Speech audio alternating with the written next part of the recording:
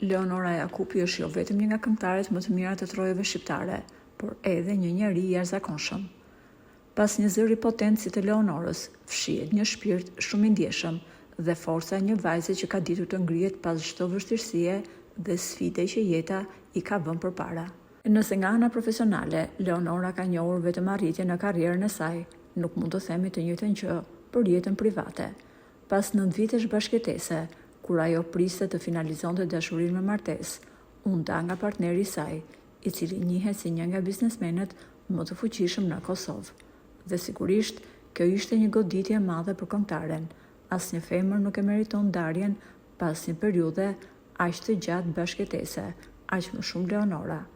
Këngëtarja ka vendosur për të mos folur për këtë pjesë kaq të ndjeshme të jetës së saj, por ato fjalë që nuk ka mundur t'ia thot partnerit gjatë një viti që nuk janë takuar, ajo ka vendosur për t'ia thënë me anë të këngës së saj të fundit, që mendoi se Leonora ja ka kushtuar partnerit.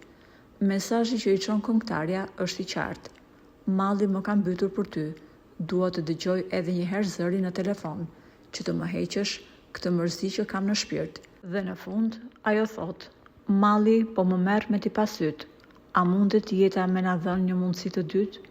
Kjo këngë është komentuar gjërësisht si një mesazh zemre që ajo i drejton ish partnerit të saj. A mundet që marrëdhënia e tyre të ketë një shans të dytë, siç shprehet Leonora? Kjo gjë mbetet për tu parë në vazhdim.